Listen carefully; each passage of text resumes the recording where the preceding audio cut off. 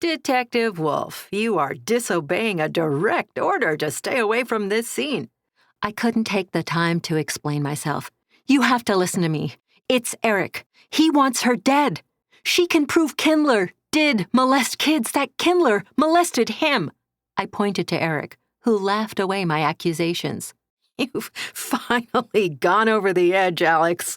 Carruthers motioned to a SWAT officer. Get her out of here. Carruthers then turned to the SWAT commander.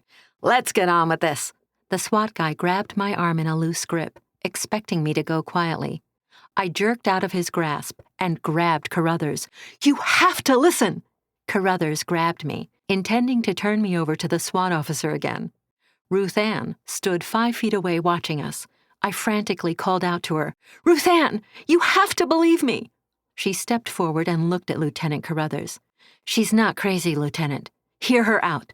Carruthers ignored her and jerked me toward the waiting officer. Ruth Ann threw her body between the SWAT guy and me, just as Carruthers released his hold. I took advantage of the momentary freedom and raced toward the house where Shelley had barricaded herself. Eric yelled, Cover her! Lay down cover fire! Shots rang out. A hammer tore through my back, and I watched in slow motion as a bullet exited the right side of my chest. Time slowed to a crawl, bringing a clarity of mind I'd only experienced one other time in my life.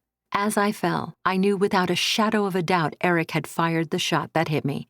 When I hit the front porch, someone yelled, Hold your fire! Hold your fire! Breathing became agony as I pulled myself by my left arm up to the door.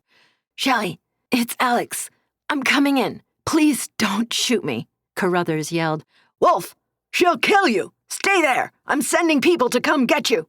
I reached up to turn the doorknob, but I couldn't reach high enough. I pulled my body up so I could lean against the door, turned the knob, and fell in when the door slid open.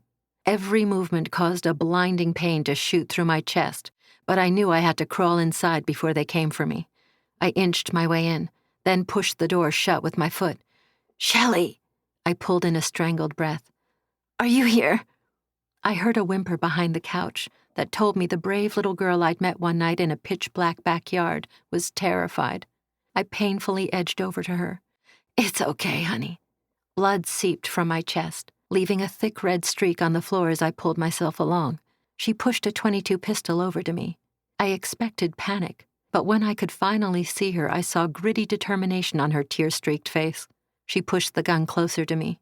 He found me when I left Gia's, and he took my knife. He brought me here and left this.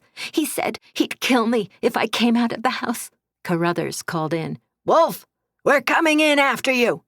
I gathered all my strength and yelled back, I'll shoot anyone who comes through that door.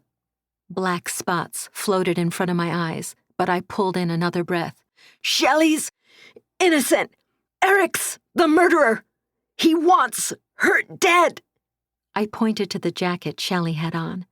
Honey, a strange wheezing came from my mouth and lungs. Can you stop the bleeding? Front and back. Shelley slid over to me and whispered, Anya taught me. She took off her jacket and pushed the fabric hard into my chest and into my back. The black spots appeared again and I lay down on the floor. The material bunched up under the entry wound, her little hand pressing into my chest. My cell phone rang and I motioned to it with a weak flick of my finger. Shelley opened it and held it to my ear. Kate's blessed voice came on the line. Alex, I'm coming in, okay? My voice barely rose above a whisper. It's Eric, Kate. Don't let him kill her. Kate's voice broke. I know, hon. I'm coming in. Kate. The wheezing kept me from getting enough breath.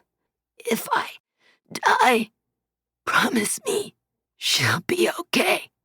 The door opened, just as I heard, I promise, and everything faded to black.